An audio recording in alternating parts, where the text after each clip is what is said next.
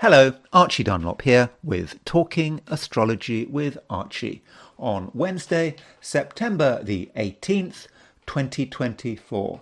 Today there is a partial eclipse of the moon. Okay, it might have been yesterday, kind of depends on your time zone. And in this video I will be looking at what this partial eclipse means.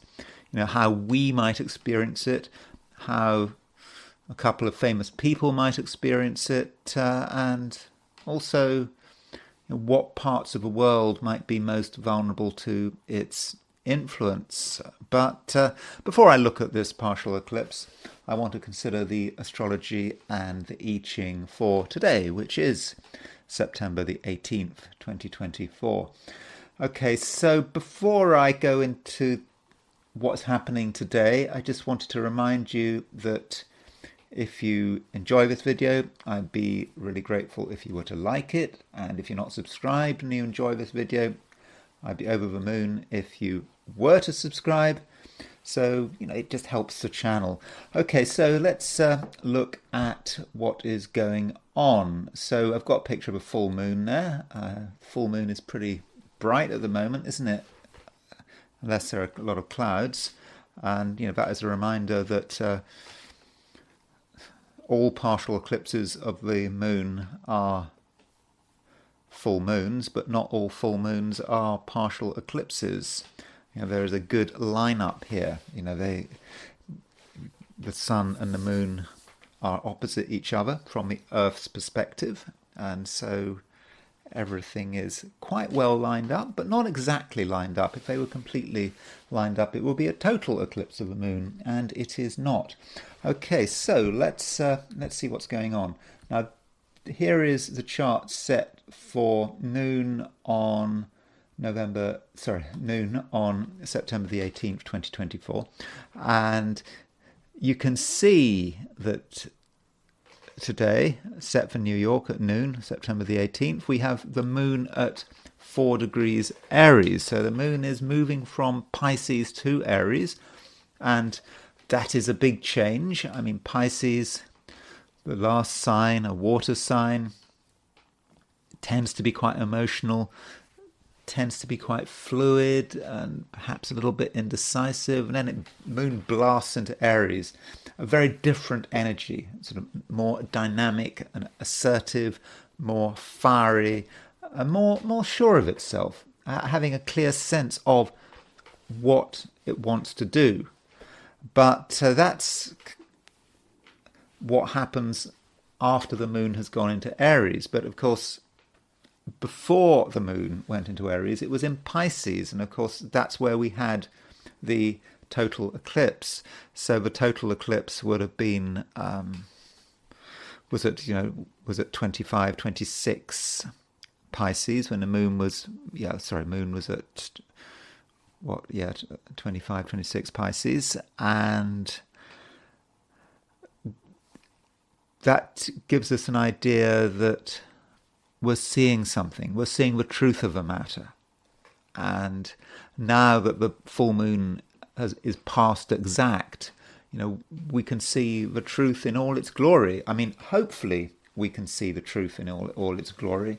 Sometimes we see the truth and we don't accept it.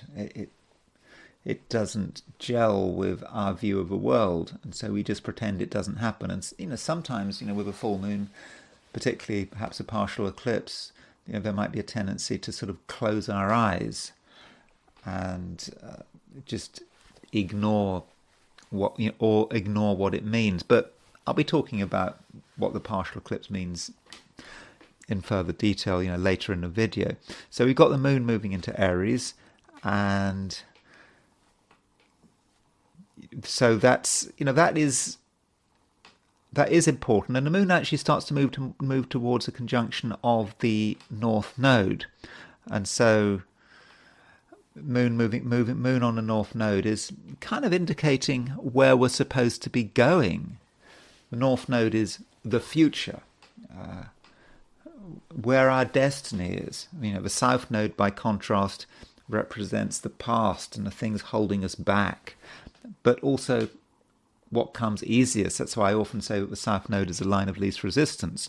So for many of us, with the Moon conjunct the North Node in Aries, the challenge is to be decisive and to speak up. It's not a time to just watch and just assume that everything's going to sort itself out, or try not to compromise, try not to stick our head above the parapet. No. This is a time when we need to be assertive. All things being equal, there are times when, of course, we cannot be assertive, when it's, of course, dangerous. So we do have to make a judgment call there. Now, this moon, as it moves into Aries, makes an opposition to true black moon Lilith. So I think that to an extent that opposition perhaps reminds us that there are things that hide in the darkness, and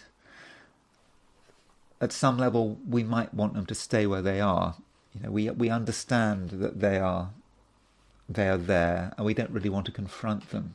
But if we don't confront what's in the darkness, it stays there and it lingers and it festers.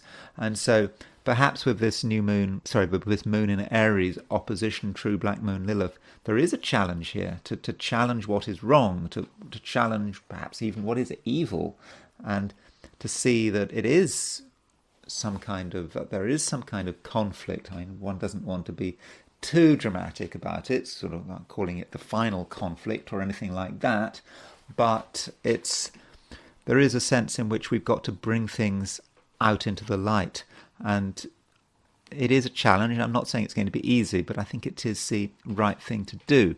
Now, there are other aspects not involving the moon which do need to be considered. Mercury is making an opposition to Saturn, and this Mercury-Saturn opposition has been building up for a couple of days, and I'm afraid it's not really a bundle of laughs. It is about restriction, and it is what is holding us back and is preventing us from achieving everything we would like to achieve. And in this kind of situation, we do have to be very disciplined.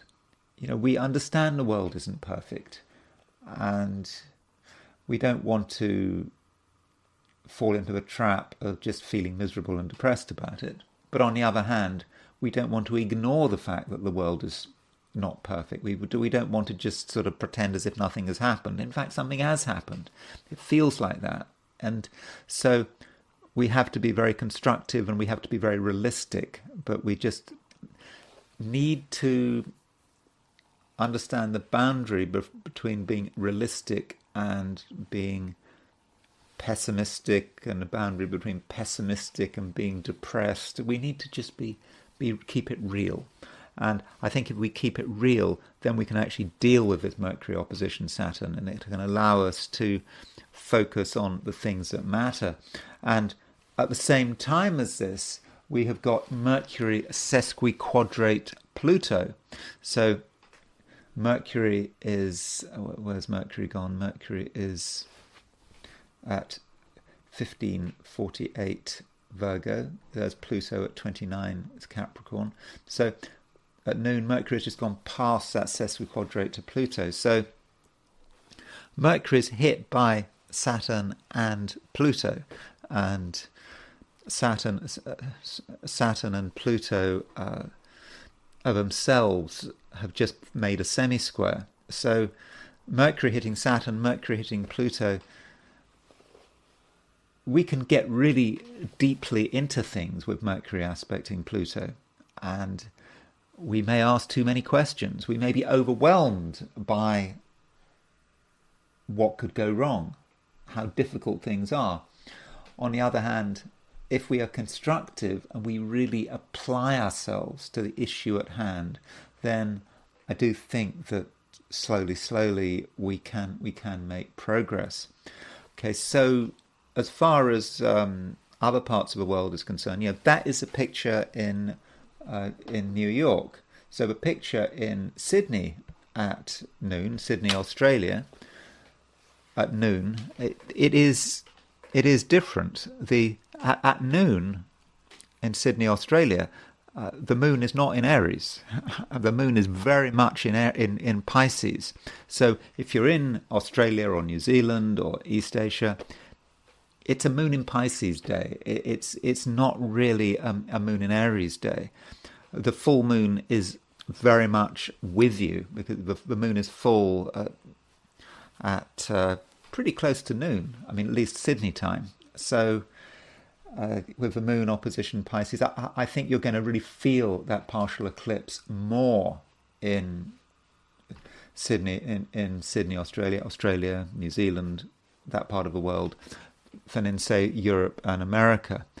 The conflict will be very close, and at the same time, you're going to be aware, perhaps, of what can be done and what can't be done.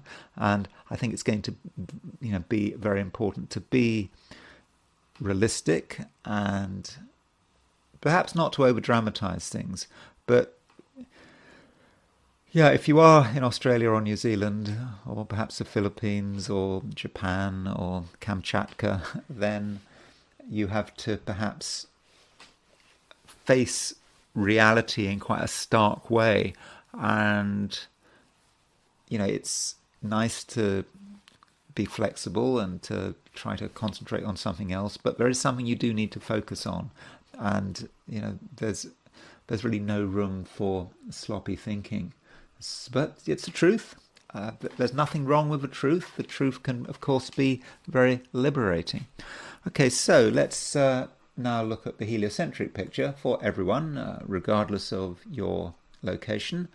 And switching to the heliocentric view, here it is. This is, remember, we put the sun at the center of the solar system, and you can see heliocentrically, the Earth is sextile Mars, and that's perhaps the main aspect today. Earth sextile Mars, I talked about it yesterday. So the influence does continue. It's quite dynamic. It allows us to do things, to make things happen, and if there's something we don't like, we can change it, or at least we can agitate to change it. There's no guarantee that we'll be successful, but if we are clever and we utilize the planetary energies in the right way, remembering that for many of us in Europe and the Americas, the moon is in Aries. If we do utilize the planetary energies in the right way, then I think we really can start to see genuine movement. So that's really the only thing I want to mention as far as the heliocentric picture. So not a lot is going on, though the Mars-Uranus conjunction, remember there was a Mars-Uranus conjunction, I think was exact over the weekend. That's when you had this assassination attempt on Trump. It is breaking up, but it's still there.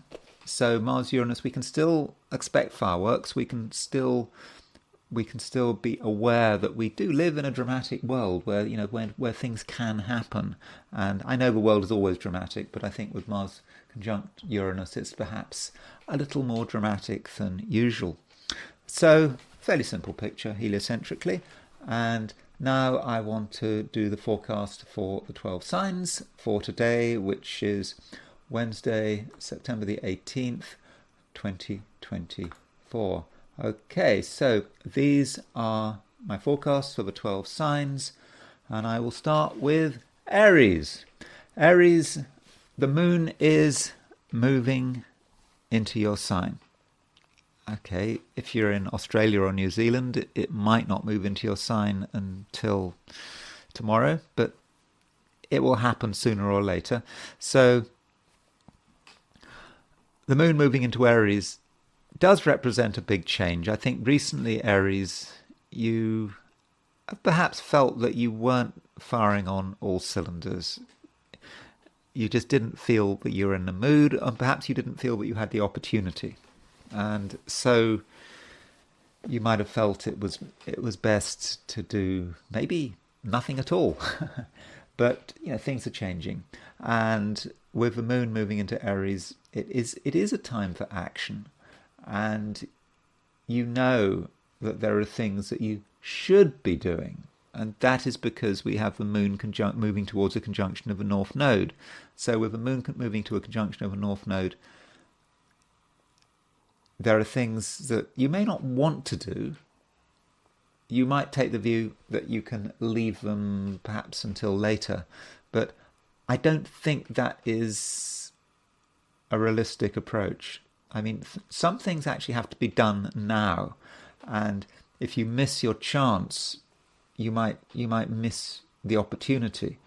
And I think if you're honest with yourself, there is a push to move forward. May even be a little bit of tinge of guilt. It's like you feel this sort of obligation. You'd like to ignore this obligation, but you kind of know it just has to be done. And this moon in Aries is opposition true black moon Lilith. And with moon opposition true black moon Lilith, it may be that you have a certain obligation to shine light on something. You kind of know what the problem is, but you kind of want to look away and just hope that it will sort itself out. But I don't think that's the right approach. And you may find that part of the problem lies with other people, that other people may not be being entirely honest with you. They're holding something back.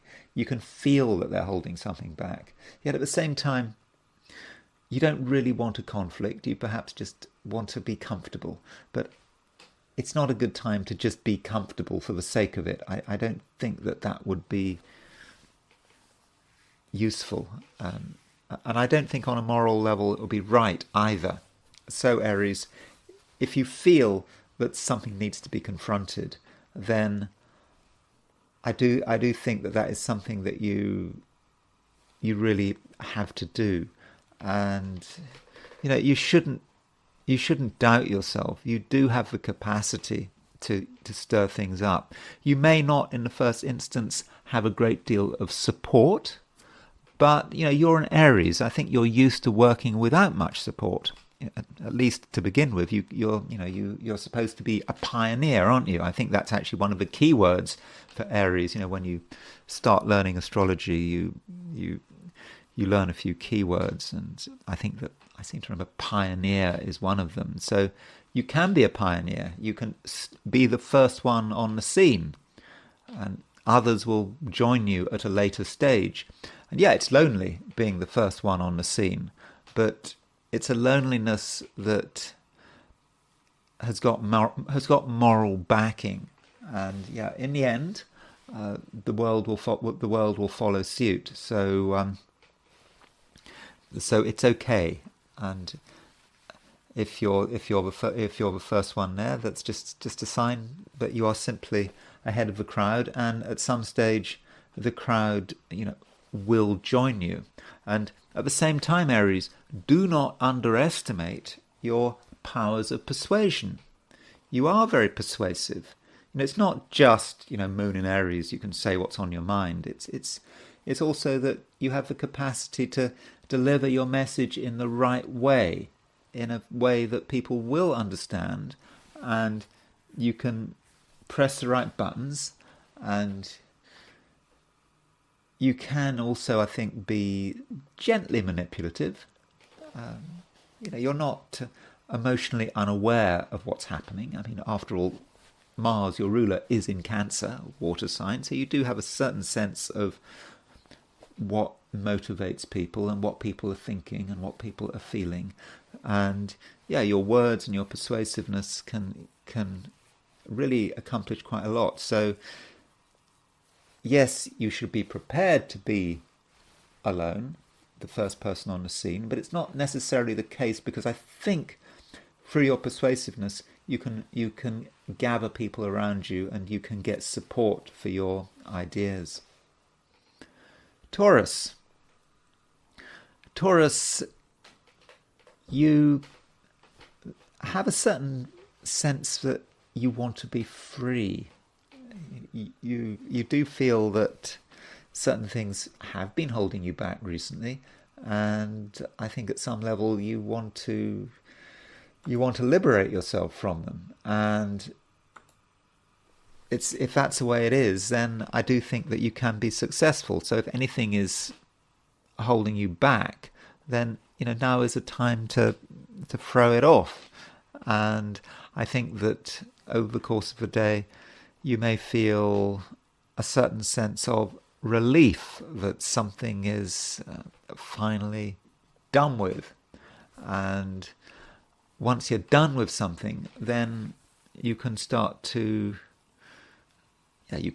be more relaxed. And it just may be that, Taurus, that there isn't so much that actually has to be done. Once you've freed yourself, maybe there's just an obligation that you've been really worrying about. This obligation just won't go away, and it's just always there, and it's bothering you, and it's really a bit of a self-creation.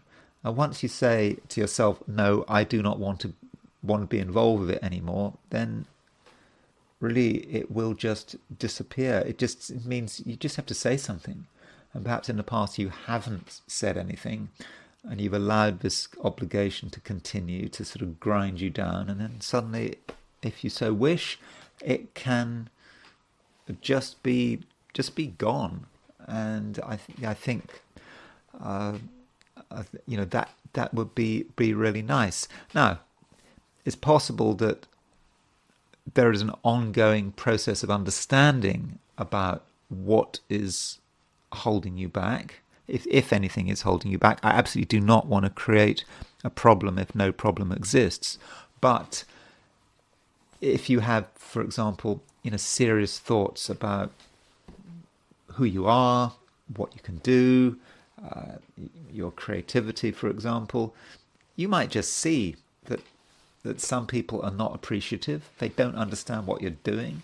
Maybe you've known someone for a long time and you realize that this person doesn't respect you, doesn't appreciate you, doesn't understand what makes you special.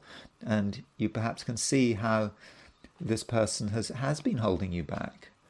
It may not be a person, it may be an organization or just a state in which you've been. But anyway, whatever it is, you do have a chance to act independently. And if something has been holding you back, then you shouldn't tolerate it anymore. And you need to really stand up for yourself. And I think you can be very successful. And just remember, as I keep saying, Venus is your ruler. Venus continues to be in a very strong position. This is your moment. This is your time. Venus is still trine Jupiter. Venus is still in its own sign. And so there's no reason for anyone to get the better of you, for anyone to be in control of you. It is a time, I think, to really dramatically assert your needs and freedom. I won't say freedom at any price, but freedom is just very important today. And it just may be that with the moon moving out of Pisces into Aries, that the best way to be free is to perhaps cut yourself off from certain people, certain situations. I'm not saying necessarily permanently, but giving yourself a little bit of space would be useful, and not being overwhelmed by obligation. I understand there are obligations, there are things that you're supposed to be doing, but maybe they don't have to be done right now. And it's just very important, Taurus, that you don't feel any sense of guilt if you're not doing something. Particularly if someone else is creating, is pressurizing you to do something, is pushing obligation onto you, and these are obligations that you sort of accept without really thinking. But really, you don't have to take up someone else's obligation, something that's dumped on you. Because as I've said on several occasions, just, at the moment, Taurus, freedom is a very important principle. Gemini. Well, Gemini, there are certain things that you do need to be aware of. And, we have to look at Mercury. Mercury is your ruler. And Mercury is actually under a little bit of pressure at the moment. And, the reason Mercury is under pressure is because, Mercury is opposition Saturn. That opposition is exact. And also, Mercury is sesquiquadrate Pluto. Sesquiquadrate is an 135-degree aspect. And you just may feel that there are lots of things you'd like to do, but you're being held back. And this is not a perfect environment for you. At least that's how you might feel. Now, the question is, how are you being held back? Now, it just may be that, I suppose in a general sense, we may be talking about a sense of negativity. I do not want to use the word depressed. By the way, I've got my sun in Gemini, so I'm just talking to myself as well as I'm talking to you. But so although I don't want to use the word depressed, I suppose one can use it in a non-clinical sense. We all feel depressed at times. We all feel that things aren't working our way. We feel that it all is temporarily hopeless, and we may be tempted to see things in the worst possible light. Being a Gemini, we can overthink things very easily, but it's not really about being permanently depressed. It's just being a little pessimistic. When we receive an input, we can interpret that input in many different ways, and we can see this as a good sign, a sign that things are moving. We can also see this as a really bad sign, a sign that things are just moving from bad to worse. And so with Mercury opposition Saturn, there may be a certain temptation to see everything in the worst possible light, when in fact it might be a neutral signal. So we get the neutral signal and we clothe it in black, we clothe it in a negative way. And so that's perhaps not what we should be doing. We need to be realistic. That's what I said in the introduction to this video when I was or at least to whatever's going on in the planets with the planets today. That we need to be realistic, but we don't want to be overly pessimistic, and we certainly don't want to be depressed about it. We just need to be realistic about what the challenges are and what is holding us back. So what could be holding us back? If you are working, it could be some kind of authority figure, someone in charge. That's possible. Unless you are in charge, in which case, if you're the one who is in control, then there might be a certain burden of responsibility. And even if you're not working, there can be a burden of responsibility. From a sort of family and domestic perspective, there could be a burden of responsibility, which is preventing you from doing everything you want to do. And, perhaps you have to look at family relations. Saturn is in Pisces. Saturn potentially represents the mother. And I suppose, I do sort of mention the mother every now and then when I'm doing these charts, these daily horoscopes. And, when I talk about the mother, it doesn't matter whether she's dead or alive. The mother is still around, whether she's around in spirit, as a memory, or she might be alive, very much alive. It depends. But perhaps you need to consider your relationship with your mother, whether or not she's dead or alive, and what it means for you and how it influences you, and whether it's constructive or whether it's challenging, and maybe at some level you're aspiring to be your mother, and that's a tough thing to do, and that may be quite challenging. But I suppose I shouldn't be too psychological about it. But the point I'm trying to make overall, this Mercury-Saturn opposition, should not be underestimated. And Mercury is also being aspected by Pluto. So Pluto is making a sesquiquadrate to Mercury. That's sort of a 135-degree aspect. And that's 3/8 of a circle, 135 degrees. So with Mercury sesquiquadrate Pluto, that might be a little disturbing. It might feel that we have to really get deeply into things, and we don't really want to get deeply into things, but maybe we should get deeply into things. And we have the opportunity to have really powerful insights, the kind of insights that we can't necessarily talk about, don't want to talk about, find it difficult to verbalize. But these insights perhaps tell us about the past. They inform us about the past and what was going on in the past and how the past influences the future. And at first it might be disturbing, but I think at some level we're being told the truth about the situation. The truth is available, and that's a reminder that we're just coming out of a partial eclipse. Okay, the moon might have moved into Aries. Okay, if you're in Australia or New Zealand, that partial eclipse is completely with you. That is exact today. And so you can see the truth, and I think you can understand what the truth means, and whether or not it's disturbing or not is perhaps beside the point. And I think that if you're honest with yourself, I think that Mercury-Pluto can help unravel something, perhaps something that has been holding you back. But once you start to understand it, you can really start to move forward. Cancer.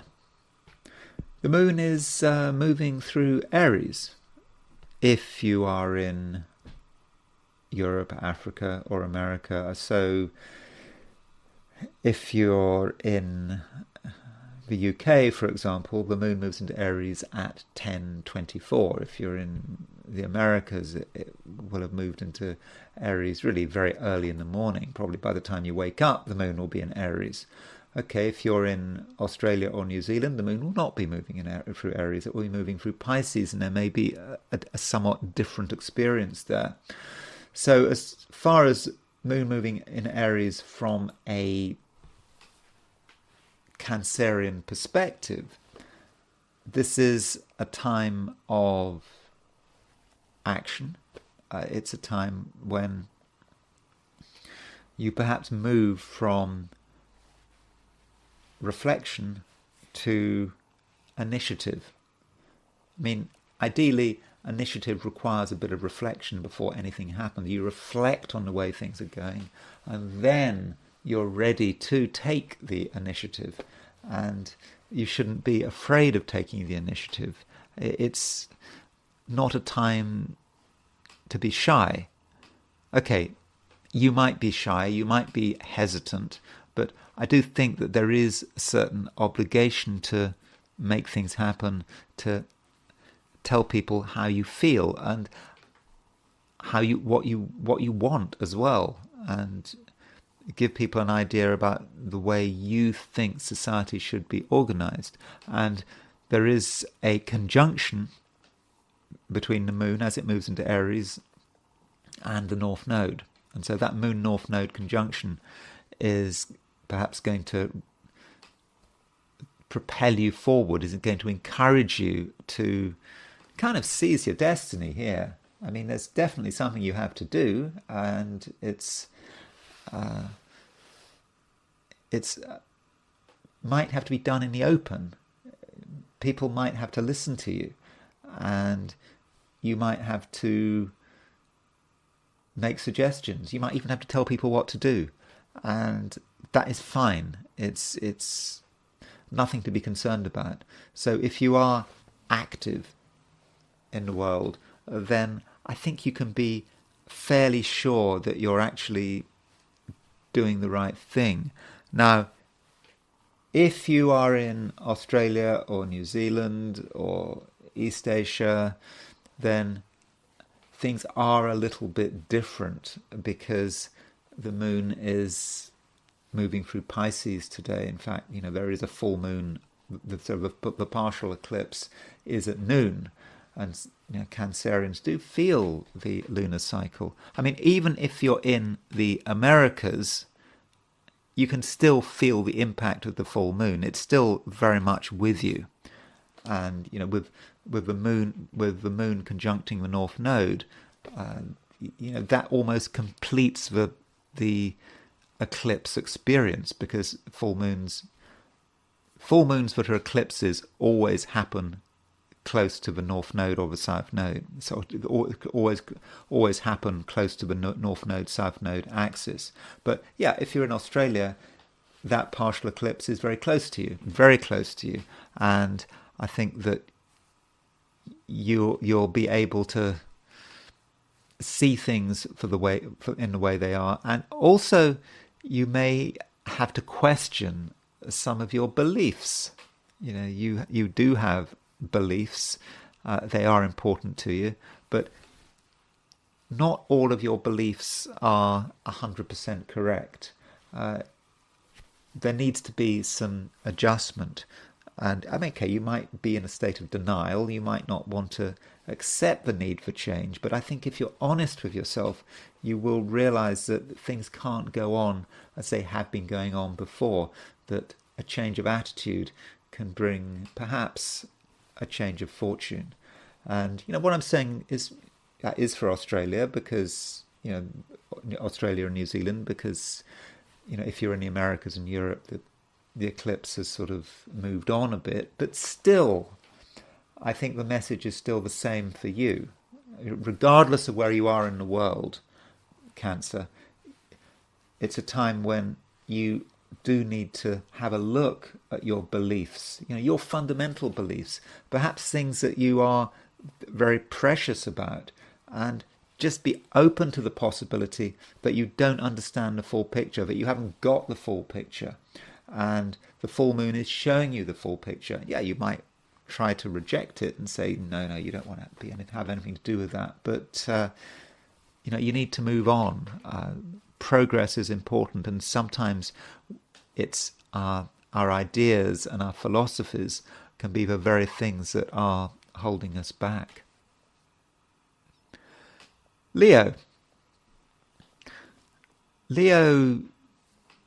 it is in some respects a rather complicated time in which we are living. We've just had a partial eclipse, and Mercury is making an opposition to Saturn, and I think you're aware of all of this.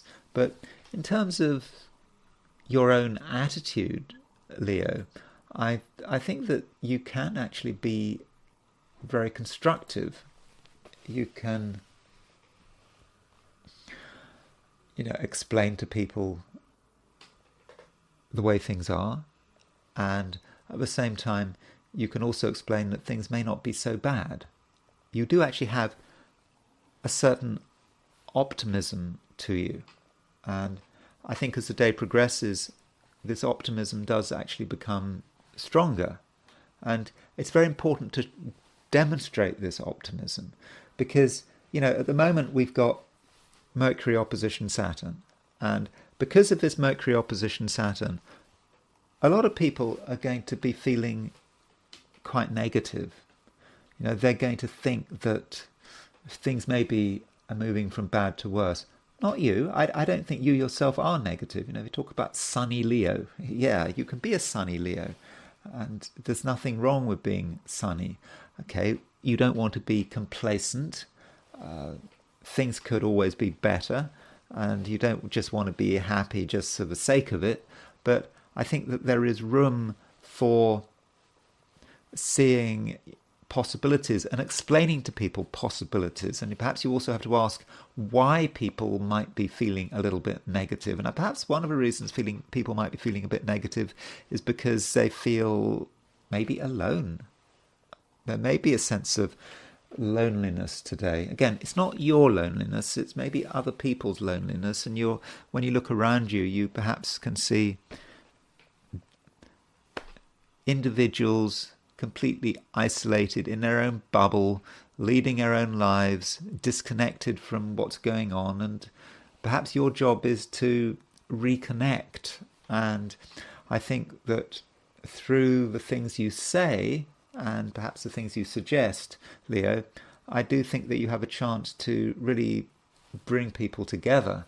And if you want to get closer to someone, for example, the power of your words should not be underestimated. Just the things you say are going to just help people to relax and perhaps be open about what's bothering them. And once people start to open, there is a possibility there of real togetherness. And at the same time, we have got the moon moving into Aries, moving into a fire sign. And I think from a Leo perspective, that is nice. Okay, I understand if you're in Australia or New Zealand, the moon is not moving into a fire sign. The moon is still moving through Pisces, but that is something that will happen at some stage. Okay, it may not happen today, but it will happen tomorrow. But when the moon moves into a fire sign, there is a certain lift. It's like things are moving and you're making connections, and you're perhaps able to be positive in a way that you hadn't been positive before. And it kind of links back to what I was saying. Your positivity and your enthusiasm can really go a long way. It can shine a light perhaps on other people's issues and problems, and you can certainly be a great force for good. And Leo, it's just so important that you see the big picture. It's so easy to focus on one thing and why one thing is wrong and why you should give up because one thing isn't right. But it's not a time to be focusing on one thing. You have to be focusing on everything. And once you start to focus on everything, Leo, you start to see what's possible. Sure, you start to see what's not possible, but it's perhaps a time to be focusing on possibilities. And if you focus on possibilities and if you can communicate those possibilities to other people, well, even better. So, Leo, I think we're living in difficult times. We're all living in difficult times. But right now, I think the world needs you. Virgo, there is a lot of focus on Mercury, and Mercury is, of course, your ruler. And so Mercury continues moving through Virgo, but Mercury is opposition Saturn today. And Mercury is also sesquiquadrate Pluto. So this Mercury opposition Saturn could be tricky. And it may be that something is trying to hold you back. It could be another person. It could be a group of people. It may be something you're involved with that perhaps you shouldn't be involved with, or perhaps you need a break from it. But whatever it is, it's creating obligations. It's forcing you to think about things in a way that you don't really want to think about them. That's not something you want to do. And so, the question is, what do you do? I mean, to an extent, Virgo, you need to be aware of the obligations placed before you. I mean, that is very important. But you don't want to overstate things. You are a free spirit, and it's so important that you do have your freedom. Particularly now with Mercury in Virgo. I mean, it's in its own sign. It's exalted. Mercury's in a really good position, so you don't want to lose this moment. Mercury is in the middle of Virgo, but Mercury won't stay in Virgo forever. It will eventually move out of Virgo into Libra, and you might have a sense that you've lost your chance. But I think that you do need to create a distance between yourself and certain unhelpful forces, and otherwise you might just get yourself into a situation where it feels that you have to do what other people say, and it might at the same time feel that everything is on hold. And there could be a certain sense of delay today, that there are things you'd like to do, but somehow you can't do them and you have to put them off. I don't know. I think some things really shouldn't be delayed, although I understand there's pressure to be delayed. You may feel that you've got so many things to do that you can't really focus on anything else. But Virgo, I do think you have to be strong. And what you have to ask yourself, what would happen if you were to do things other people's way? What would happen if you listened to people, and you to the extent where you started to change your plans, you put yourself last? What would happen? Well, for one thing, you'd start to feel very negative about the situation. You wouldn't feel great. You might even feel a bit miserable. For another thing, with Mercury opposition Saturn, that can represent sharp words.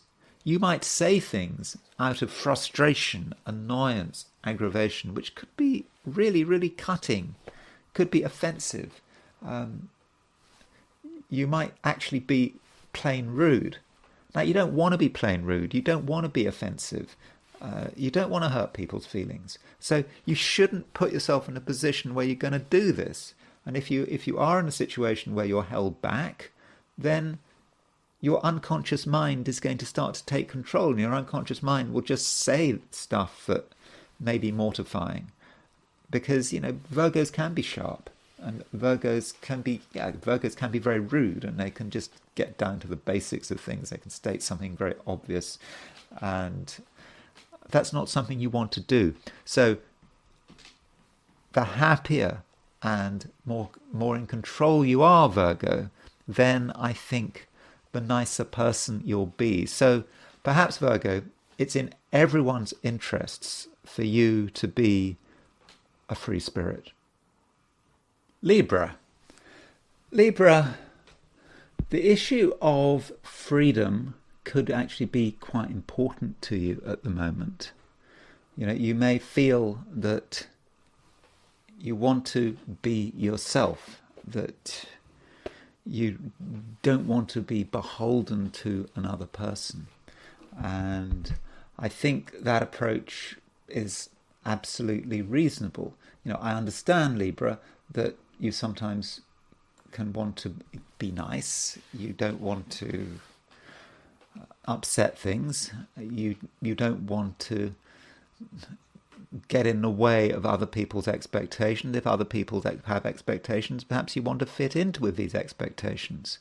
But there is a limit, and I think at the moment, Libra, it is important that you are fully able to express yourself, but at the same time, you need to be able to understand the influence that other people are having on you, and understand how they may be perhaps restricting your freedom. So you need to be open-minded about yourself and your world and where the restrictions and obligations lie.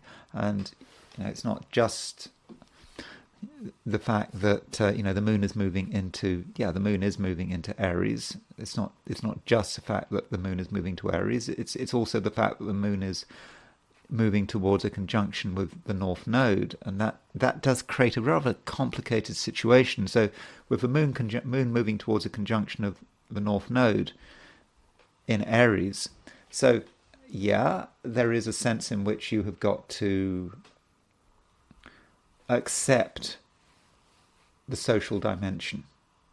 You've got to be completely open to it with the moon moving into Aries. The moon might move into Aries tomorrow if you're in Australia or New Zealand or East Asia, but the moon is moving into Aries, and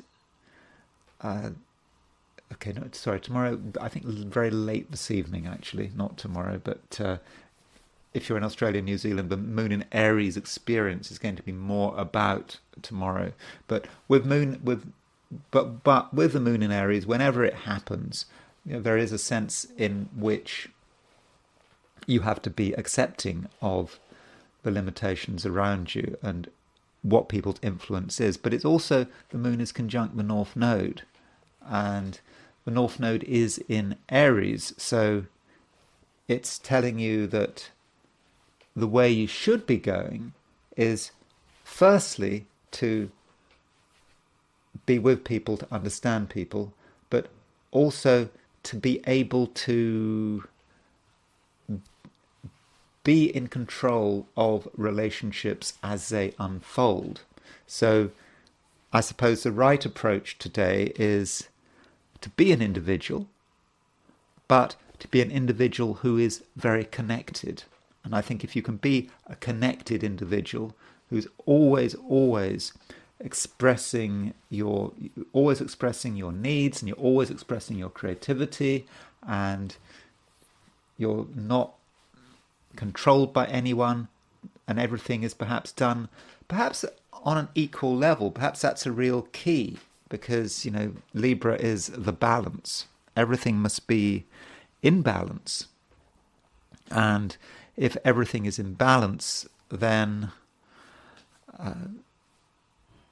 things are going to be fine. And of course, if anyone has too much control, then of course things are actually out of balance. So I think you can see how important the balance is.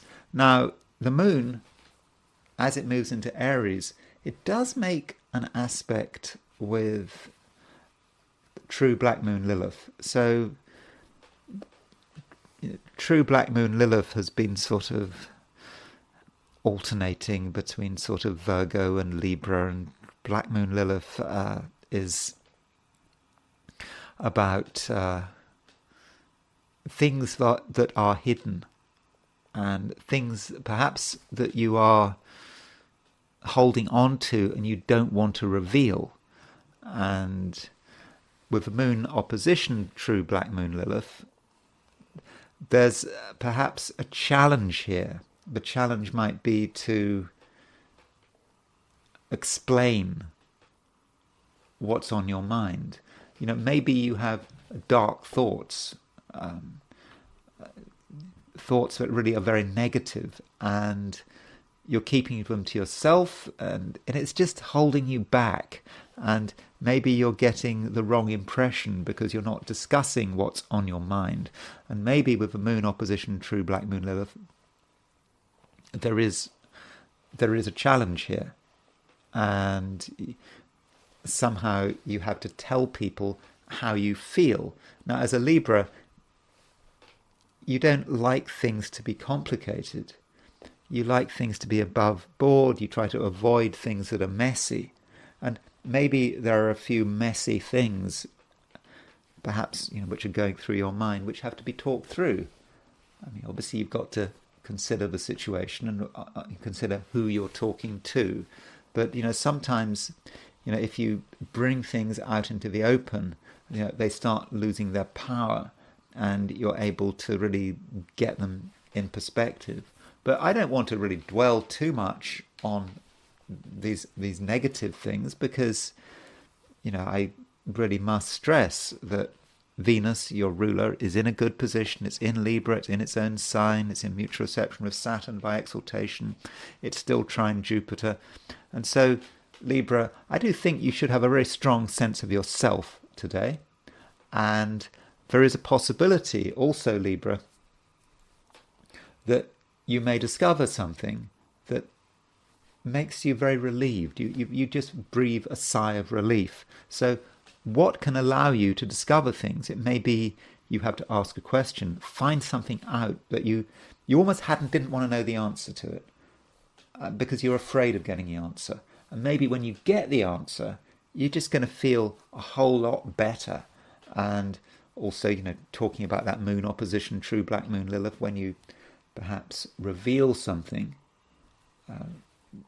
when you tell someone about your true feelings, it's kind of a risky thing to do, but it may be once you've done it, again, you may feel a great sense of relief and a sense of your own freedom. So Libra, potentially quite a complicated day, but if you just keep in mind that, you need to be free, you need to also completely understand the connections you have with other people, and you should be perhaps honest about some things that you've been maybe keeping secret. Okay, not in all cases, but I think in general, if in doubt, then I think honesty and openness is the best policy.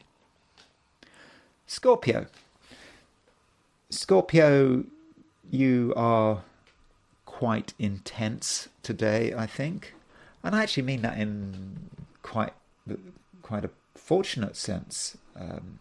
You're able to really concentrate on things and give things everything you've got. So commitment is going to be really important to you. And, once you engage in a project, you're going to want to give it everything you've got. So I don't think that today is about half measures. I don't think you're going to want to be a dilettante, sort of getting involved in something perhaps because it amuses you. Now, that's not what you're going to want to do. You're going to want to give it everything or give it nothing. And I know that might sound a little bit extreme, but I think that's the way you understand it. Because if you don't give something everything, you might as well give it nothing, because there's no point. And I'm thinking particularly of your mental focus. I think that you're going to today have strong mental focus. You're going to be able to really look at things with laser beam precision, and you're really going to be able to understand, what the underlying picture is.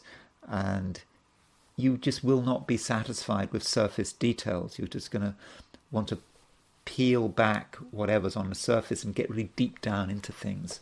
And in that way, I think you can discover some really incredible facts. That is possible. And the more you understand, the more simple things will be. Because that's it's a bit ironic. You have to kind of make things complicated to make things simple. How does that work? Well, you make things complicated by looking at every single thing, going deep, deep, deep. And so that is a complicated process. But as you go deeper, things are becoming simpler because you're shining light on them. And I think that is actually quite a major theme for my readings for the 12 signs, shining light on things. And it's partly to do with the fact we've just had an eclipse. I know that, if you're in Europe and Africa, the Americas, the eclipse is fading a bit, but still, it's very much there. And if you can shed light on things, then you're certainly doing the right thing. And you want to just break up confusion. Where there's confusion, it needs to be untangled. And I think that is something that you're going to be able to do in a way that I think is going to be really very successful. And if you see anything that is a mess, I think you either will want to stay away from a mess. Maybe it's other people's mess. Or you're going to want to sort the mess out. So if something is completely chaotic, you have to make a choice. Are you going to make it part of your agenda and untangle it? Or are you going to leave it alone? So you do have a choice there. But it's not a day for starting something and just not finishing it. You either get fully involved or you don't get involved at all. And so in a sense there's a little bit of extremism there, but I think at some level every Scorpio is a little bit of an extremist. I think that's true, isn't it? And this, I suppose, applies to what you're doing and who your friends are. Friendship for many Scorpios is important, because concepts like loyalty matter to Scorpios, and there is a sense, that you're either with me or you're against me, and that might be how you view things. You're not really interested in the bit in the middle. People who might support you one day, might not support you the other way. You require a very high level of loyalty and a very high level of respect. And to an outsider, it might seem reasonable, but I think as far as you're concerned, it's absolutely the right approach. And I don't think that's anything you should really need to apologize about. Sagittarius. So Sagittarius, the moon is moving into Aries. Okay, it might move into Aries very late in the day if you're in Australia or New Zealand, and so it might not be until tomorrow that you really experience the moon in Aries. But moon in Aries, whenever it happens from a Sagittarian perspective, is certainly a good thing, because the moon in Aries is a fire sign. And when the moon is in Aries, you're able to really start to be yourself and understand who you are and what you're supposed to be doing. And it's certainly not a time to be following the crowd. I mean, there may be a certain temptation to follow the crowd, particularly if you're an extroverted Aries. Extroversion is a difficult one, isn't it?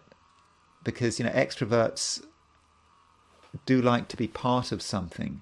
But the trouble about being an extrovert is that extroverts can, sometimes lose touch with their individuality. And, they can put, social connection ahead of personal authenticity. But authenticity does matter, and it doesn't matter whether you're an extrovert or an introvert. Today, you do have to be authentic about who you are and what's right for you. That really is important. And so, if you find, for example, that other people are trying to push you in a particular direction, trying to tell you what to do, you're not going to take kindly to this at all. And you shouldn't take kindly to it. So you have got to really start to express yourself in terms of who you are. Now, I think to an extent this may link to the eclipse, the partial eclipse. Whenever it happened, the partial eclipse, because this partial eclipse does linger, and so you had this partial eclipse. And I think this partial eclipse did focus on who you are, and I'm hoping that the partial eclipse gave you a sense of grounding. It perhaps gave you an idea about what made you feel comfortable and where you felt secure, because individuality and creativity can't really function unless there is a sense of comfort, at least in your case, in this situation. You have to be comfortable in what you're doing. You have to be confident in what you're doing. You need some sense that you are grounded, because once you have that sense of grounding, then you can really be yourself. And being yourself is what it's all about. And so as the moon moves out of Pisces, because we had this partial eclipse in Pisces, as it moves out of Pisces into Aries, you get a sense that you have built something you feel comfortable with, and now you're able to actually express yourself. And I do think that you can express yourself extremely well. When I say express yourself, I don't mean talking your head off. that's not what it's about. You may talk your head off, but that's beside the point. Expressing yourself means being genuine and doing something that you feel very, very comfortable with. And it's important not to be self-conscious. Sometimes the best way to express yourself is to be a little bit childish and irresponsible. It's not about being incredibly self-conscious, feeling you're always looking over your shoulder, wondering who's watching you. What do other people think? I mean, I think there is a certain tendency to think that way, but I don't think it's useful at all. You have to do what's right for you, and it's if you embarrass yourself, well, you shouldn't have to worry about embarrassing yourself. If you're genuine, it's irrelevant. But some people may try to make you feel self-conscious, may question what you're doing, but I don't think you really need to worry about them. Capricorn, the moon is changing signs. The moon is moving from Pisces into Aries. And so with the moon changing sign, I think that you may feel that you want to slow things down a little. You may feel that you need perhaps a greater sense of grounding, that you need... I mean, Capricorn is a grounded sign. There's nothing wrong with your grounding, but you may feel that you need even more grounding. Perhaps because you're seeing what's going on in the world, and you can see that the world is far from simple, and what you can do is make sure that your part of the world is under control, that you don't have to worry what is happening, because it's your world and you need to know what's happening in your world. And that is the right thing to do, because if you want to make a positive impact on the wider world, your first priority is to make sure that your space is all in order. And I think that by concentrating on that, you'll be doing the right thing. And you may actually feel that you have to go over some old ground. And you've perhaps thought that you were ready to do something right now. That was your idea. But now you realize that you're not ready. You thought you were ready, but now you can see that you need to stay in a particular place, maybe for longer than expected, and just put something on hold. Yeah, sure, there might be pressure on you to get things moving. I mean, there is this opposition between Mercury and Saturn. So Mercury making an opposition to Saturn. That Mercury could be someone making convincing arguments about why you should do something, or it may be verbal pressure on you. But right now, you know what you can do and you know what you can't do, and you do have a good understanding of your own limitations. And I think that you're going to be very good at expressing this understanding. You're going to be able to tell people why something can't happen right now, why it perhaps has to be postponed, perhaps until next week, or perhaps longer. But you have to make sure that everything happens your way, at your pace. Even if there is pressure on you to rush things, to hurry things up, I think you have to discount this pressure. Okay, you can talk to people. You can perhaps explain that you're not delaying something forever, or perhaps that you're not ready to make a decision. But you have to look at your own sense of timing, and your gut feelings about a situation are almost certainly going to be correct. Aquarius, there is an opposition aspect between Mercury and Saturn today. and of course Saturn is your ruler, and so the question is, how is this Mercury-Saturn opposition going to work? Well, it may be about interaction and how you are coming over if there's any social contact, what kind of impression you are actually giving. And you may give the impression that you are being quite stubborn, that you're just not going to budge, and people might take the view that you're being unreasonable. But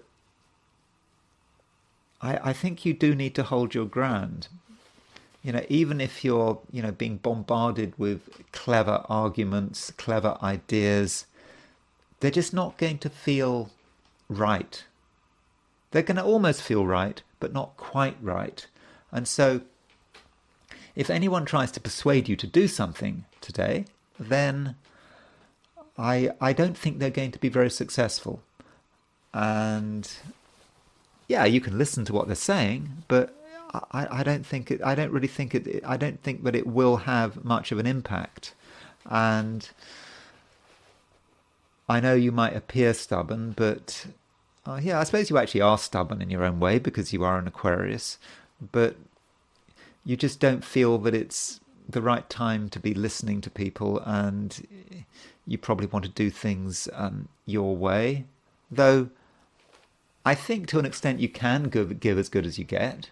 I think that you'll be able to argue well, and particularly from a sort of an emotional level, you'll be able to tune into your feelings and be able to put your feelings into words.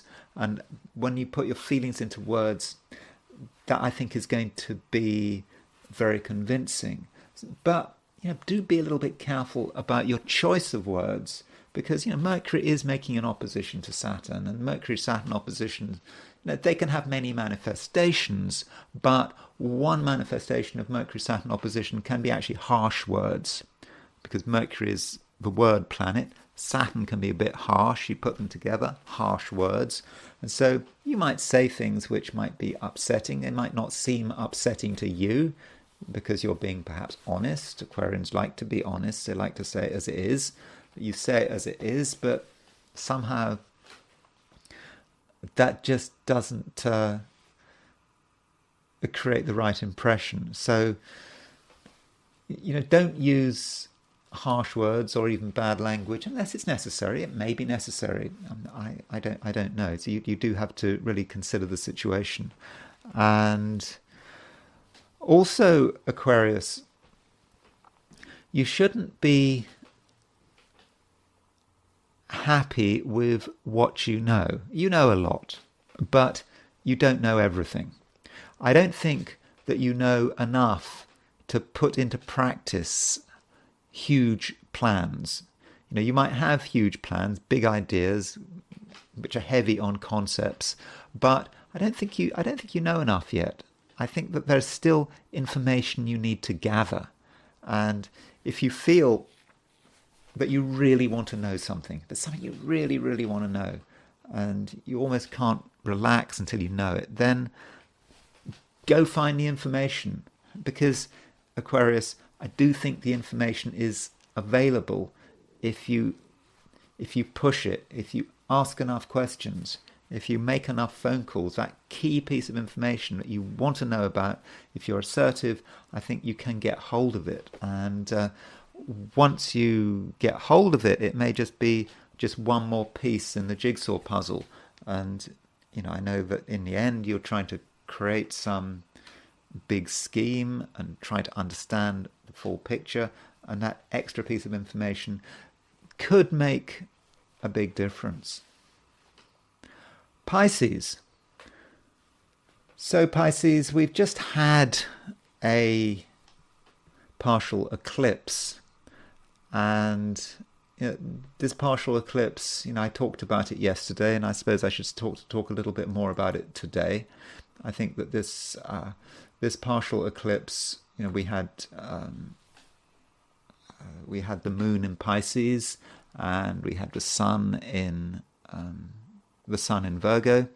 And so with this partial eclipse, you perhaps saw things for the first time, or at least you had access to the truth, perhaps the truth about people, because this partial eclipse was across the main axis of your chart. And so this partial eclipse had, I think, strong social relevance, and you were able to perhaps understand why people were doing what they were doing, and you maybe sort of had insights into human nature. And it also gave you a sense of where your boundaries were or are, because Saturn is in Pisces. Saturn is a planet of boundaries, and of course since March 2023 Saturn has been moving through Pisces, and I think over the last couple of years, that would be the last 18 months, over the last 18 months you perhaps have been developing a greater sense of who you are and what your limits are and how much you're prepared to tolerate. And this partial eclipse is now bringing all of this into focus, and you can perhaps see how certain people are being unreasonable, and you're able to tune into that unreasonableness, and perhaps they're seeing how far they can push you. But now you see the truth of the matter, and you can actually start to sort of take action to I suppose protect yourself, and also to limit how much control people have over you. So I think there is a sense of control, lack of control, that kind of axis here with this with this partial eclipse, and perhaps reconsidering your boundaries and perhaps redrawing your boundaries. That might be what it's about. But the partial eclipse has happened, and of course, unless you're in Australia or New Zealand when it's still sort of around today, but it's Australia and the Americas, Europe and the Americas, this partial eclipse is starting to fade a little, and the moon is moving into Aries. And I suppose with the moon moving out of Pisces into Aries, there's a sense now in which you feel you have to perhaps move on from the actual realization of your own sense of boundaries, and now you have to perhaps start to take the initiative in certain areas, and perhaps you're focusing about not just yourself, but actually what do you have control over? Where are the limits of your control? And in this sense, you may be thinking about issues relating to money, or perhaps power as well, but maybe money, and the things that you have, the things that you own. Do you control them? If you don't have control over them, what are you going to do about it? You may take the view you don't need to have control, but these are the kind of questions that you might be asking yourself. And when you ask these questions, I think it's important to keep things very simple. Certainly with money, keep it simple. I mean, it's easy to make money into something very complicated, but if you take a simple, down-to-earth approach to money, and you're prepared to sort of look after your interests, and if something doesn't feel right, you need to make sure that you say so immediately. And the other party, I don't know who it might be an individual, it might be an organization, it might be a bank, and if you express your concern about something, and you see something is wrong, and you feel something is wrong, and you raise the issue, I think you should get a satisfactory response, because I think you will come over as being a serious person who can't be just brushed off. And that's it. Those are my forecasts for the 12 signs, and I'm now going to transition to the I Ching. So I asked the question, What is Wednesday going to be like for those watching the I Ching section of this video? And the first hexagram I got was hexagram number 63, which is after completion. So the idea with hexagram 63 is that something is finished. We've completed a particular task. So that might be crossing the great river, crossing the great water symbolically. You know, we have moved to the other bank. So in a way, you know, that's good news. It's done. But very often when we have crossed the great river, that's perhaps when the difficulties start. Sure, we've made the transition, but then what? And things can actually be quite complicated. And that's often the case when we have been working very hard to achieve something. You know, we regarded this as being really important. That's been our focus. We've been focusing on something completely. We complete it. And the moment we complete it, then things can go wrong very quickly because we don't understand the rules of the current situation. And so what do? Yeah, sure, we can plough on, but if we plough on into a world or a country that we don't understand, then things can get really difficult.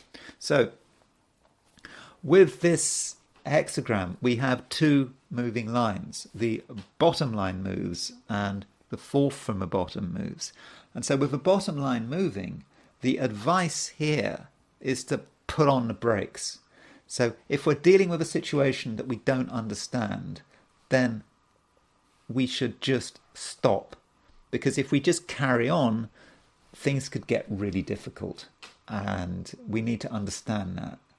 And we will sort of be moving through sort of enemy country, and all sorts of difficult things can happen if we're moving into I don't know, bandit country. So we just need to hold off and pause, take stock of the situation, and you know, then at a later stage, certainly not today, that you know, we can proceed. And there is we have the fourth line moving as well. And one way of looking at it is to say, well, things might seem fine.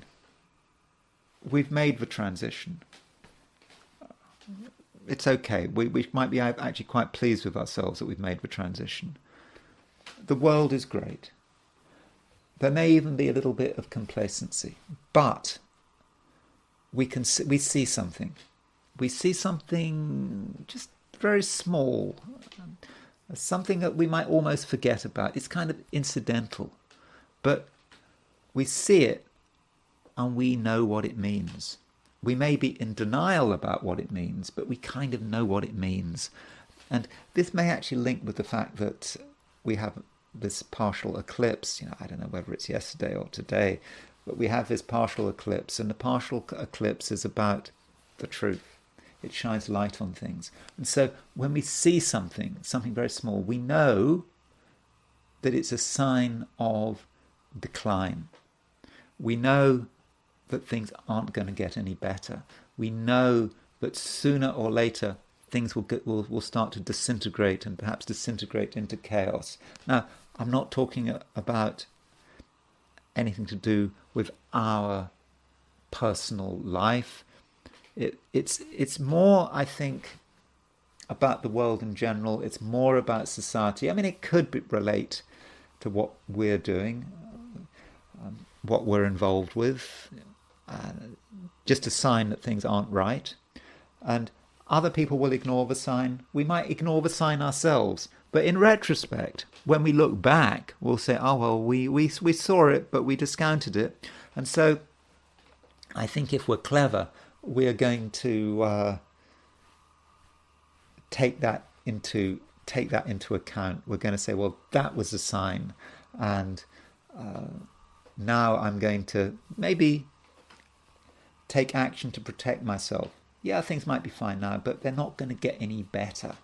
The world I'm living in, the society I'm living in, perhaps the economy I'm living in, it's maybe fine now, but it's not going to be fine for much longer. And I think that we might also be picking up here on Mercury opposition Saturn. Mercury opposition Saturn does ask questions, and Mercury in opposition Saturn does have a pessimistic streak, and it understands that things can't last forever in the way they are, and it asks questions which, yeah, perhaps questions we don't want to ask, but perhaps because we're afraid of the answers, but we know that things aren't getting any better. We are perhaps in a state now of decline, and it also links to the fact we've just had a partial eclipse.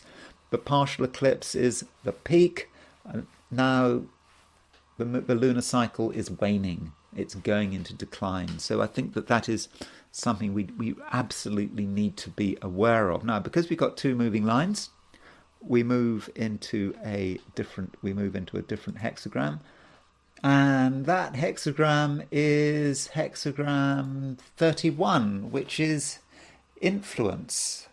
So this gives us, the idea that perhaps having understood the way things are going, perhaps understanding that nothing lasts forever, that decline inevitably follows growth, but in some way we can get people to listen to us. We have a particular view of the world, we have a particular understanding of the world, and perhaps we are in a position where we can warn people about what is going to happen next. And influence, it does take a little bit of time before we're really able to make a real impression, but we have understood it. We have understood the way things are going, and I think it is important that people do listen to us. And also, we've talked about in a previous hexagram, after completion, something has been done, something has been completed. We can't take away from the fact there has been an achievement. You have crossed the water, you have moved from A to B. So the question is, how do you actually maintain what you have achieved? Because there is a good chance that left to its own devices, things will start to decline. And so perhaps having accomplished something, you need to tell people about it. You need to maybe disseminate some information. Tell people about what you're achieving. Tell people what you're trying to accomplish. Telling them, how great your ideas are. Don't keep it to yourself. And perhaps when people start to understand what you're doing, what you're trying to accomplish, they will start to be appreciative. And if once you get support as a result of your influence, then whatever you've achieved so far has a chance of being permanent, because in the future things aren't going to be so stable. It's going to be so easy to lose what we've created, particularly if we're complacent. We just assume, well, we've done it, we can just leave it as it is. Because if we just leave it as it is, it will just be undermined and it will just fall into the sea. But having people involved in the project, people appreciative of what you're doing, getting support, can make all the difference. So we've now got to consider the partial eclipse. Now I understand, depending on when you watch this video, this partial eclipse might be done and dusted. I don't know. Of course, a lot of people watch this video. I know it's set for Wednesday. A lot of people will be watching it on Tuesday before the partial eclipse has actually happened. So it kind of depends, doesn't it? So anyway, let's look at what this partial eclipse is all about. So it is a partial eclipse, just a reminder, and I can show you why this is a partial eclipse. So turning to the chart of the partial eclipse. So here's the chart of the partial eclipse. So London time, that's 3:34 a.m. on September the 18th.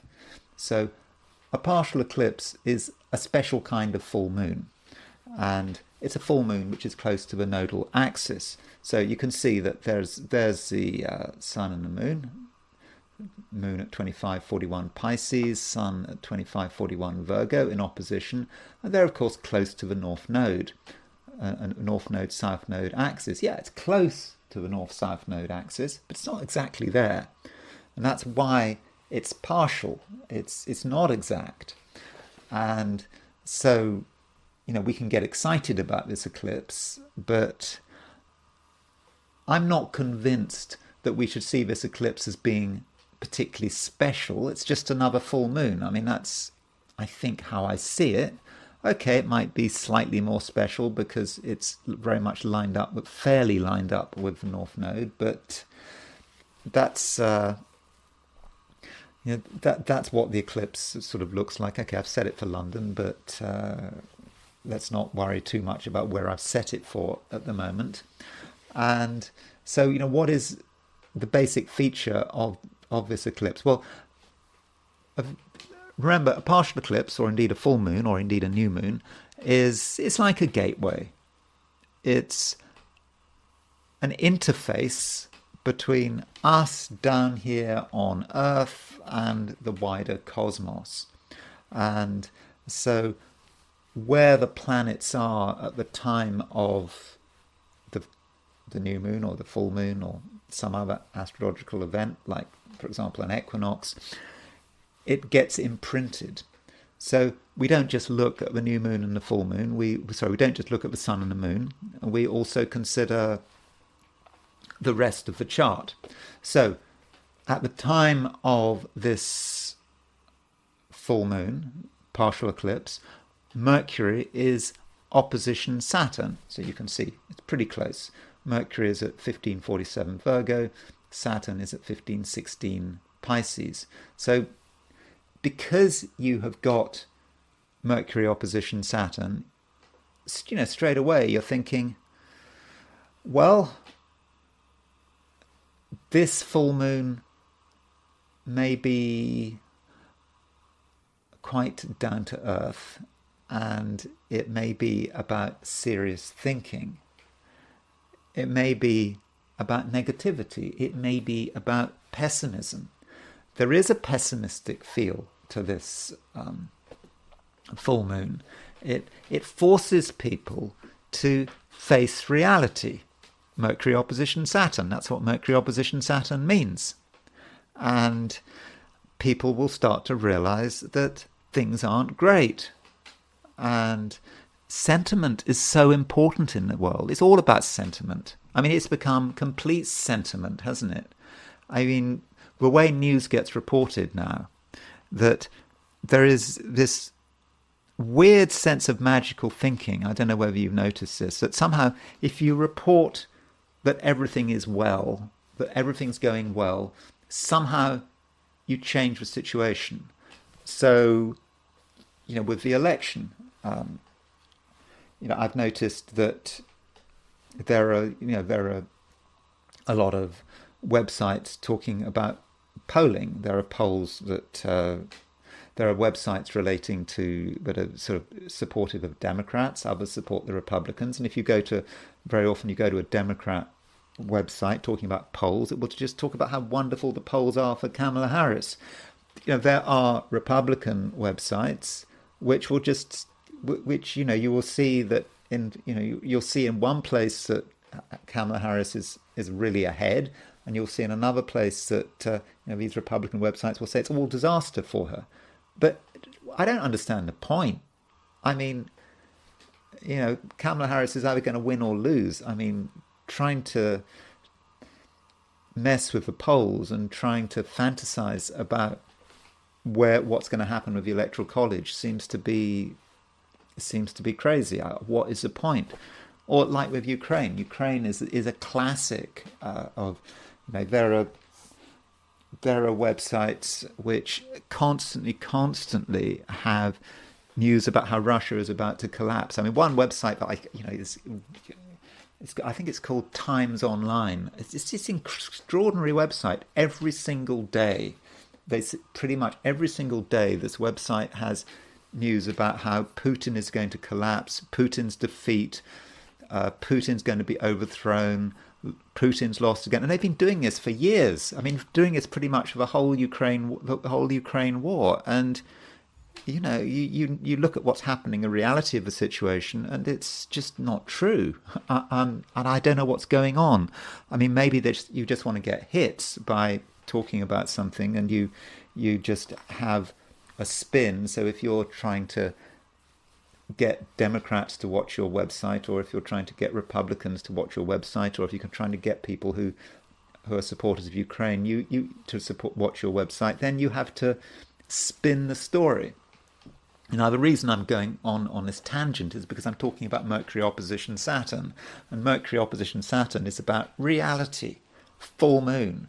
We see the reality for what it is, and so regardless of what our hopes and wishes and fantasies are, we see the truth of the matter. And I think it's going to be really clear now. I'm not talking about elections necessarily, or what's going on in Ukraine. Just the truth is going to be available, and it's going to be tough, I think, but I think we need to hear the truth. We need to see the truth. And this Mercury-Saturn opposition it's also connected with Pluto. So Mercury is making a sesquiquadrate. And in fact, look at this. Mercury 1447 Virgo, Pluto 2947, Pluto 2947 Capricorn. That sesquiquadrate is exact at the time of the full moon. Absolutely exact. It is, I think that is major. And Mercury-Pluto is it could be about intense thinking, and it could be about obsessive thinking, and you link that with Saturn. And I think that a lot of us may be really upset when we see the truth, and I think perhaps governments, organizations, but it's a time when the truth is completely available to us, but a lot of people are not going to be able to handle the truth at all. And it's a time of reckoning, actually. I think that this partial eclipse is, and I think that the way the partial eclipse is so tied up with Mercury, Saturn, and Pluto, I think that is really what it's all about. Okay, we could point to other things. I mean, the moon is conjunct Neptune. That's true. That moon-Neptune conjunction creates a bit of confusion and delusion, I suppose, and we perhaps try to avoid the truth. We try to hide the truth. But I don't know, with Mercury opposition Saturn and even Mercury sesquiquadrate Pluto, it's going to be difficult to hide the truth. And I think we do have a sense of a time of reckoning. Now, I want to just do a sort of X-ray view of this partial eclipse by looking at it from the perspective of the 90-degree dial. So remember, 90-degree dial, conjunctions, oppositions, and squares are shown as conjunctions, and semisquares and sesquiquadrates are shown as oppositions. So let me just create the 90-degree dial from this. I think this is it. There is a 90-degree dial.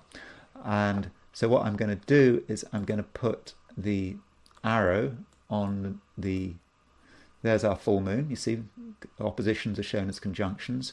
So there it is. And when we can just start to see some of the midpoints it's on. So there's the Mercury-Saturn conjunction. It's shown as the Mercury-Saturn opposition. It's shown as a conjunction because it's a 90-degree dial. And there is Mars. So this new moon is on and you've got a Mars node. See what you've got here? It's got a Mars node square. Let me just show you that. I'll show you what I mean. At the moment, there's the North Node, there's the Mars. Can you see Mars is on the North Node? Mars on the North Node can be about, I suppose, aggressive contacts, assertive contacts, perhaps contacts with the military. That might be one way of looking at it. So you can see the Mars node square. And so going back to the 90-degree dial, that square is shown as a conjunction because that's the way the 90-degree dial works. And so the opposition is also shown as a conjunction. So what happens is that if we look at the 90-degree dial, the North Node brings together the Mars node square and the Mercury-Saturn opposition. So the North Node is on the Mars-Saturn midpoint. It's on the Mercury-Mars midpoint. It's on the Saturn node midpoint. And so I think this partial eclipse is difficult. It brings together facing reality. It brings together military action. There seems to be a violent side of it. The new moon is on the Mars-Saturn midpoint, very much connected with disappointment, death, perhaps destruction, the consequences of one's actions, and the truth really is there. And I think it's a truth that a lot of people are going to find it very difficult to deal with. My hunch is, by the way, looking at this symbolism, I mean, I go on about Ukraine, and I'll be looking at some charts in a moment, but I'm thinking that the reality of the situation in Ukraine could unfold very quickly, perhaps over the next month. Because I think many people in the West have been in complete denial about it, and I'll be looking at a couple of charts to sort of illustrate this point. So, Ukraine aside, I think this full moon this partial eclipse is actually really difficult because it coincides with a Mars node square and a Mercury-Saturn opposition, and the fact that the new moon is on the midpoint of, on one hand, the Mars node square, and on the other hand, the Mercury-Saturn opposition. I mean, the midpoint by hard aspect.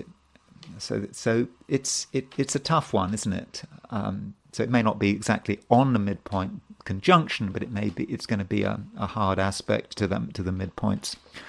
And so, where on earth is it going to have an impact? One can set up astrocartography. I'm always a bit wary of astrocartography. I mean, it works well in theory. It's a very nice idea, but sometimes it is a bit hit and miss. So here's the astrocartography for Ukraine. There is Mercury. There you see. These are all the places on Earth where Mercury was conjunct the ascendant, and all the places on Earth where Saturn was opposition the descendant. It does go through Ukraine. It does go through Crimea. So it's possible in a general sense that Mercury, the Mercury-Saturn opposition is perhaps about Ukraine and people realizing what the truth of the matter is. Though I suppose, to be even-handed, it does go through Crimea. Crimea is Russian occupied. Crimea is often a target for Ukrainian attacks. So there may be something going on in Ukraine. Maybe it's in Crimea, some kind of attack. But this Mercury-Saturn opposition, it's relatively close to Kiev or Kiev, however you want to pronounce it. It's relatively close to Poltava. So that's one way it might be working. Now, so turning to Europe in general, or sorry, the world in general, let's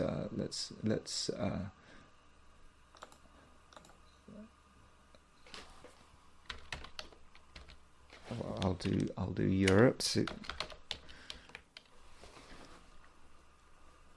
okay, so getting a broader European perspective.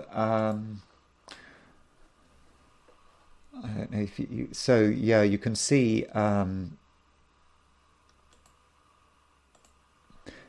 this red line here. So this red line, which is these are all the places where Uranus is on the midheaven, and so Uranus is on the midheaven. It actually goes through Budapest, so it does go through Hungary. So I don't know. Maybe Viktor Orban has to be careful, and it goes through Poland. Relatively close to Warsaw, so it goes through the Balkans, goes through Poland. So maybe there's a bit of turmoil there with this eclipse over the next 2 to 4 weeks, possibly. But with astrocartography, as you've noticed, I do like to look at these maps. But very often these maps, I said, they are hit and miss, and theoretically they show certain areas might be impacted, but in practice, it doesn't always work. Oh, now that Saturn Pluto. Remember, I was talking about Mercury Saturn goes. It also might have some impact on Gaza. So perhaps we should just take this new moon, and we should perhaps take this lunation, this partial eclipse, and we should maybe relocate it to just a couple of parts of the world. So if we relocate it to, say, Gaza, I'm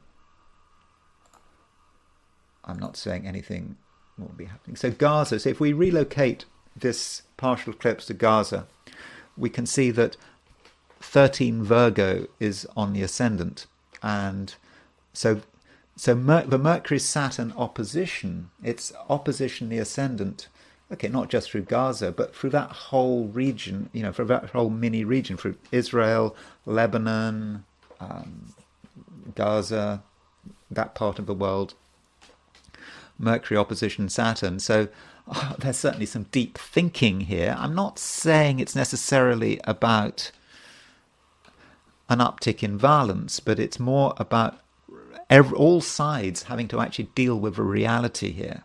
And it's not just Israel having to face reality, it's perhaps Hamas having to face reality as well, because I know that there is a certain narrative that Israel is just constantly losing. They may be killing a lot of people, they're not getting anywhere, but at some stage people may have to deal with the truth of the matter, and that might be how the Mercury-Saturn opposition is actually working out. Now, as far as certain people and events who might be impacted by this, so I looked at the Russian Minister of Defense, Andrei Belousov. So Andrei Belousov, I don't have a time of birth for Andrei Belousov, but Andrei Belousov is a Pisces, born on March the 17th, 1959. So his birthday was about 6 months ago. And so here the full moon is on Andrei Belousov's sun. So I don't know what this means. Does this say something about him personally? And this full moon, it's quite a difficult full moon, as I've just demonstrated to you, because this full moon is on the, for example, it's on the Mars-Saturn midpoint, and it's difficult, and it is on his sun. So I think that for him, over the next month, his job is going to be tough. Maybe there's going to be criticism about the way he's going things. Maybe he'll see the war for what it is, and certain aspects of the war that he hadn't been aware of. So it does look tough for him. I mean, but it may have nothing to do with him. Or it maybe have nothing to do with his public life. It may be more to do with his private life or something else. So that's one person who is impacted by it. But I don't have Andrei Belousov's time of birth. Now, the current Secretary General of NATO is Jens Stoltenberg. Now, Jens Stoltenberg is coming to the end of his tenure. So Jens Stoltenberg was born on March the 16th, 1959. We do have a time of birth for him. So he's Norwegian. Yeah, he's Secretary General of NATO. And his sun is at 25 Pisces. And so he has this partial eclipse is on his sun. Now, in this case, we know exactly how this partial eclipse is going to have an impact on him. It's just the end of his career. He is standing down as Secretary General of NATO. He's just turned 65, and he is being replaced by Mark Rutte, and his tenure comes to an end, on October the 1st. So this is very simple. It's the end of someone's career. I mean, I suppose he's retiring. I don't know what his plans are after he becomes Secretary General of NATO when he stands down. But I mean, I think that is really very simple astrology. Does he retire on a happy note? Possibly not, given what is happening in Ukraine. Turning to France, and Jean-Luc Mélenchon, let me try and pronounce this right, Jean-Luc Mélenchon.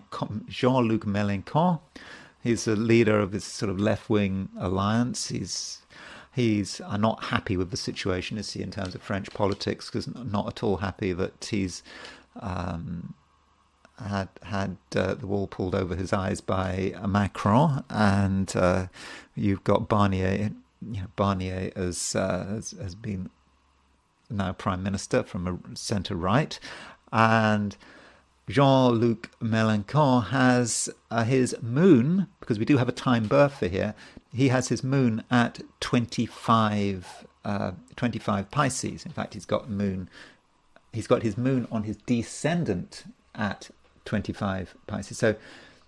So this partial eclipse is hitting Jean Mélenchon's ascendant and his moon. So I think that this, in terms of French politics, I think this could have a very big impact, certainly on Jean-Luc Mélenchon. Is he going to stand down? I suppose how old is he? He's 70.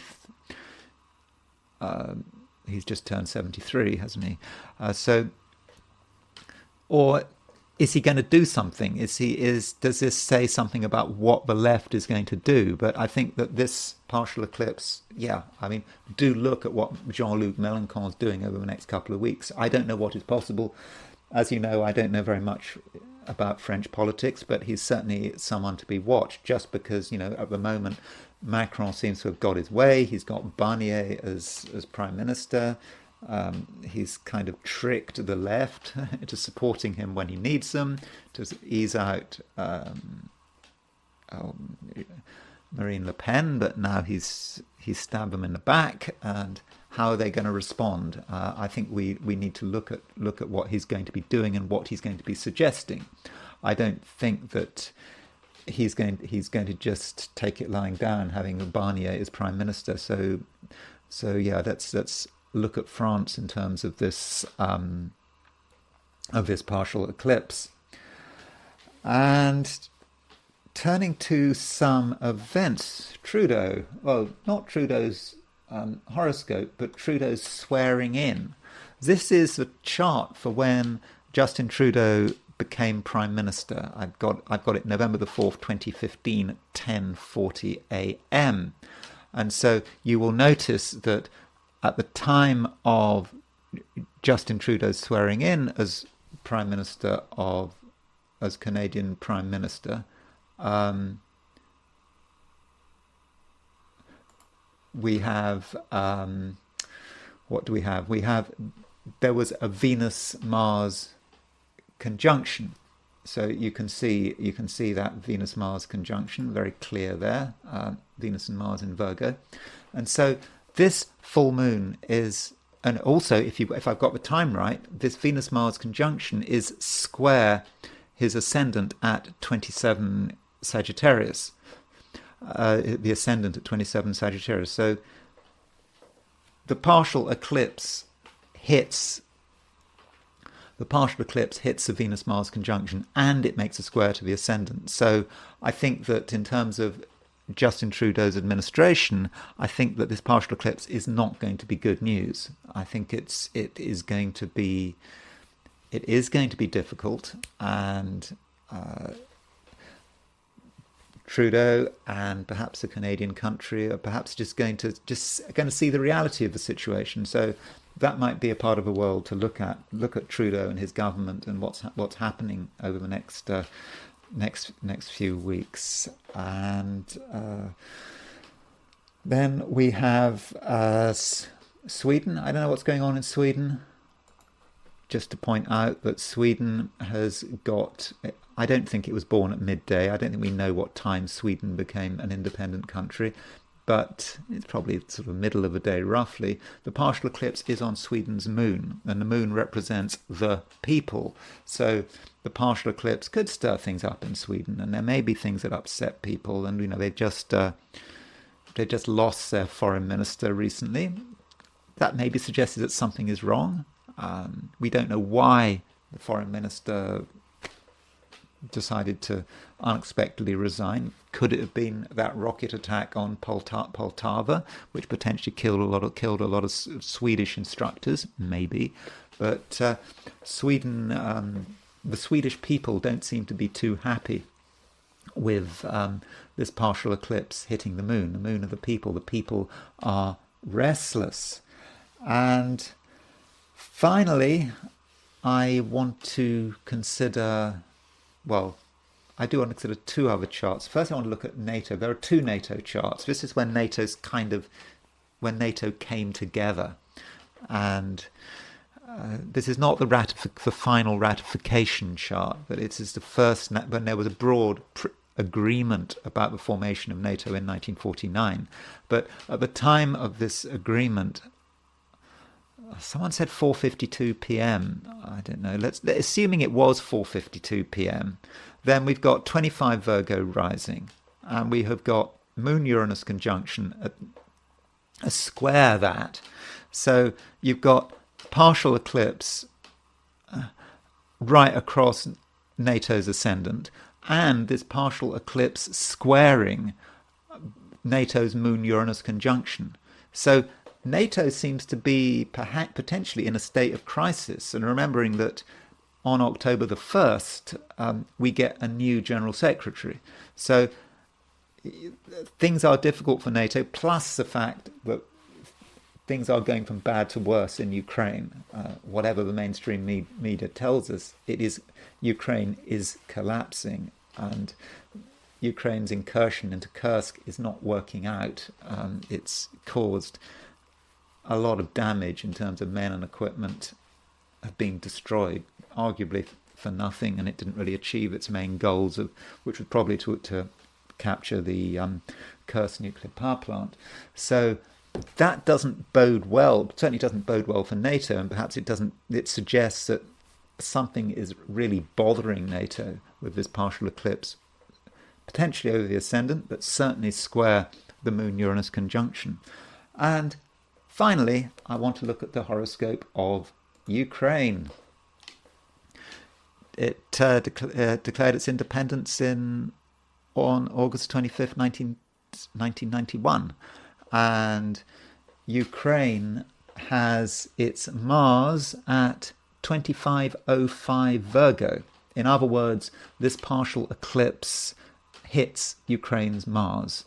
And remember, Neptune is actually quite close to the opposition of Ukraine's Mars as well. So I think that this partial eclipse hitting Ukraine's Mars is not good news. I think it's perhaps the reality that Ukraine, remember Mars, it's about the military, it's about aggression, it's about defense.